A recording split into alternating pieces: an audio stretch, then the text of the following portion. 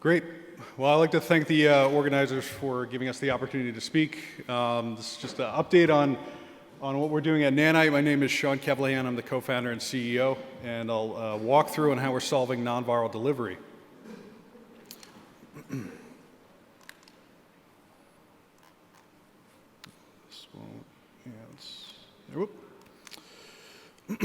So I put the slide up every time I give a talk, and really gene delivery is the final frontier within genetic medicines. Without effective gene delivery, you don't have an effective therapeutic, full stop. And this is something that we take pride on within Nanite, is actually solving gene delivery through non-viral mediated delivery.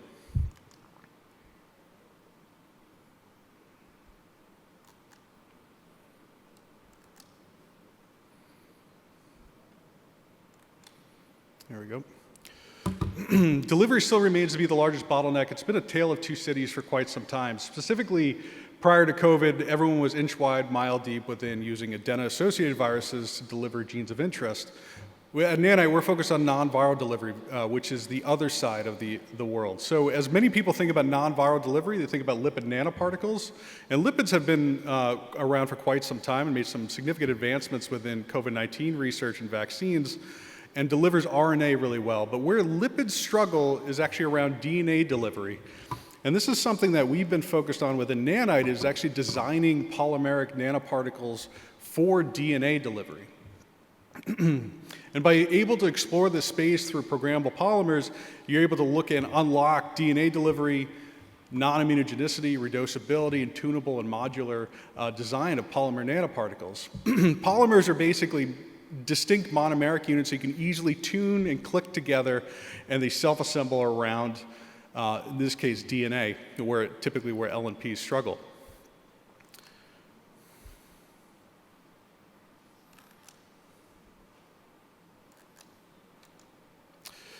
Now, this landscape within polymers are actually quite large. So in the order of 10 to the 60 in terms of polymer diversity, which is enormous, to say the least.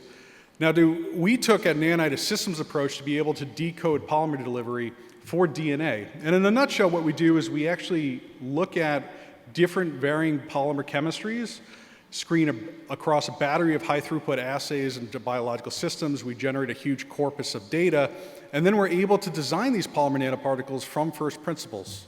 So answering questions like, is a polymer that you synthesize going to be soluble? Does it bind to DNA, and how tightly it's bound? And that actually will make inferences on whether or not it's capable to deliver a genetic payload like DNA. And by using those orthogonal assays in our systems approach, we're able to map this design space. And once you have this design space in first principle assays, you then actually can explore this through distilling down of which is known as a virtual catalog. So we have over 40 million monomers within our virtual catalog that we're able to screen for and call down within our models to figure out what polymer delivery vehicle is best fit for purpose, and the best polymer delivery vehicle for particular of DNA, or delivering DNA. So we combine cheminformatics and machine learning and AI, and combine that with multiplexing in vivo and high-throughput biological assays. So this is known as an active or a closed loop cycle, being able to build test cycles through generating prototypical polymers and then bringing it into high-throughput biological assays to develop inferences on what polymers deliver DNA really well, where do they go, and do they transfect well. It might sound like a bold claim, but since 2021, we've generated the largest polymer to biology data in the world within Nanite.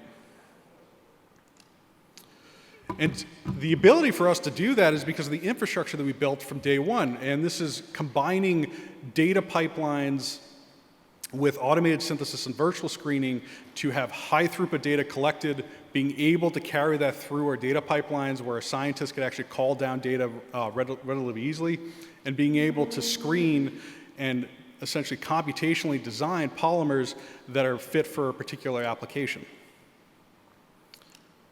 So I want to underscore something that's really unique about polymers, as I mentioned before. So polymers have the unique ability to deliver DNA. Where lipid nanoparticles have struggled is around DNA delivery. So you can see the figure on, on the left When you combine DNA with lipid nanoparticles, you get a gross toxicity or immunogenicity, where obviously with RNA you don't see that. So you actually end up having a huge amount of tox issues within using lipid nanoparticles for DNA delivery. Polymers are quite different. You actually have the ability to deliver DNA episomally and get durable expression without any sort of adverse events or acute toxicity. And this seems to be generalizable across multiple different polymer families. So this is something intrinsic with polymers, is having the ability to actually combine DNA, deliver DNA without setting off immunogenicities. You see on the figure on the left. And as you bring it into large animal studies like primates, you actually don't see any sort of material rise in liver enzymes or any sort of immunogenicity, as you can see on the figure on the right. So this unlocks a pretty interesting application. So being able to episomally express DNA, you can actually unlock some really interesting applications for gene therapy. And we've been working really hard, and what we're really excited about is being able to launch this new application called DNA-encoded biologics, or DEB. And that allows us, you can imagine, being able to episomally express a piece of plasmid DNA intramuscularly or sub-Q to produce a protein of interest. In this case, what I'll walk through is an antibody known as PGT121.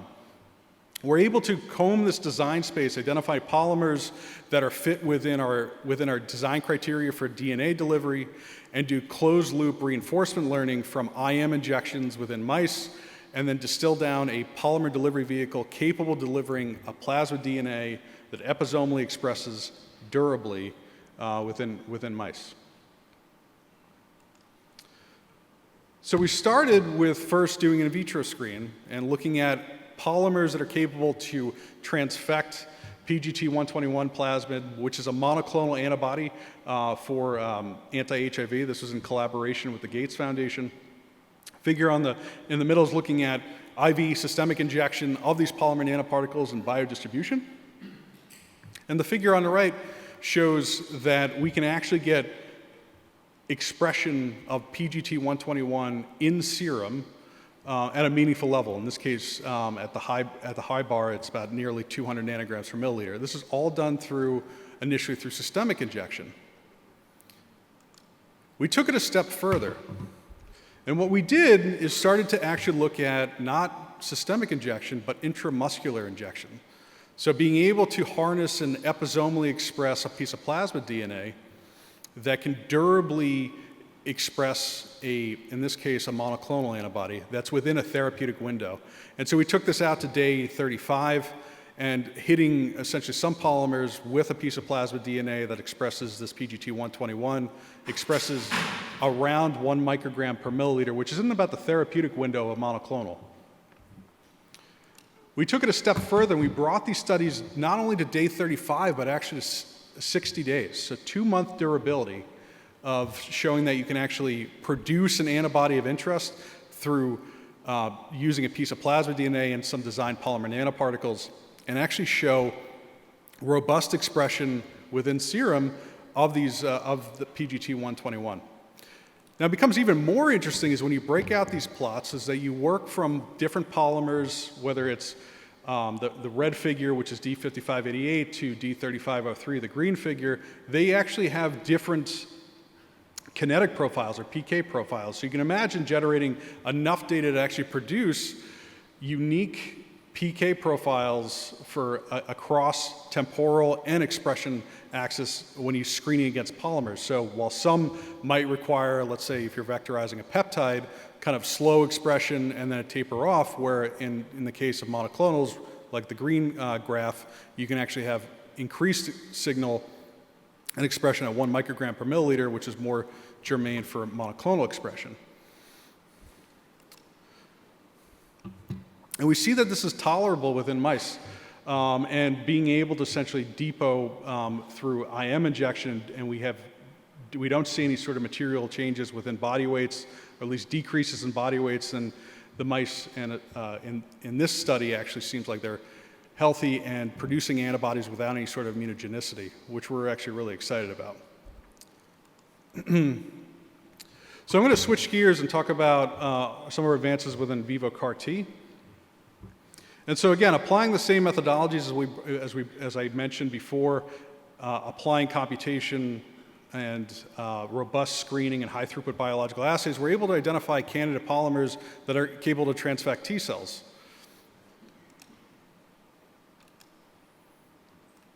Come on. There we go. So this is a bit temporal too. So the figure on the left shows expression across a battery of different polymers. Over time, as you can see, that we started off all the way to the left, and then as we get into the right and understand kind of the design rules for T cell transfection, we're able to bump up that T cell transfection proportionally as we get more and more data for understanding kind of the design rules for T cell transfection. And we're able to do this across polymer families. So not just one particular polymer, but actually looking at different polymer families and across and identifying what polymer families are the most robust for T cell transfection. As you go from left to right, and each of those between D, X, and A, those are different and distinct polymer families, and being able to down-select that. In fact, the A polymer family is what has the most interesting features for T cell transfection.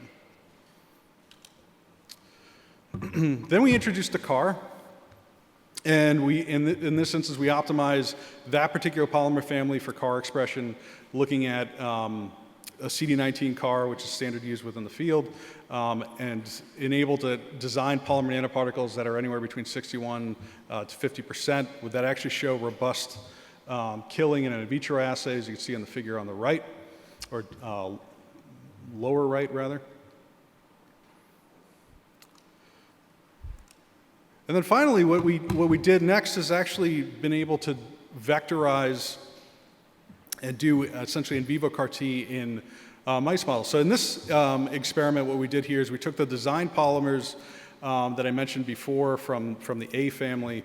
In this case, it's A5883. And we designed these polymers to go specifically after T cells. And so in this experiment, we took a standard NSG mouse, loaded it with and engrafted it with a NOM6 luciferase cell line, injected with primary human T cells, and then following that, we injected with a polymer nanoparticle encapsulating a CD19 CAR. And then as you can see, no injection control, huge amount of tumor burden. The middle graph is our EGFP plus our polymer. You see a significant amount of tumor burden. And then on the figure on the right with the CD19 CAR, you actually see tumor suppression and tumor killing. And so this is kind of our first foray into in vivo CAR T and designing polymer nanoparticles to go after T cells of interest. And we're actually working on translational studies now. So we do this all through partners. And within Nanite, we don't have our own, let's say, distinct clinical pipeline. And so we work with partners around developing delivery assets for them. And so our sweet spot of what we've been focusing on is really this around this DNA-encoded biologics application, being able to vectorize DNA and to express canonical proteins, peptides, enzymes for ERT, just by a simple either sub-Q or IM injection. And it seems like a pretty interesting white space for us.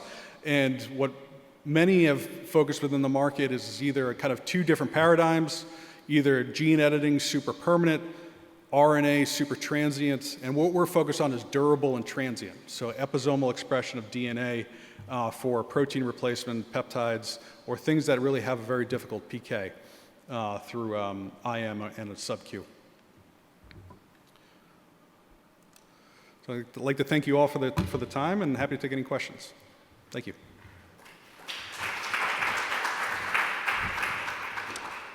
The next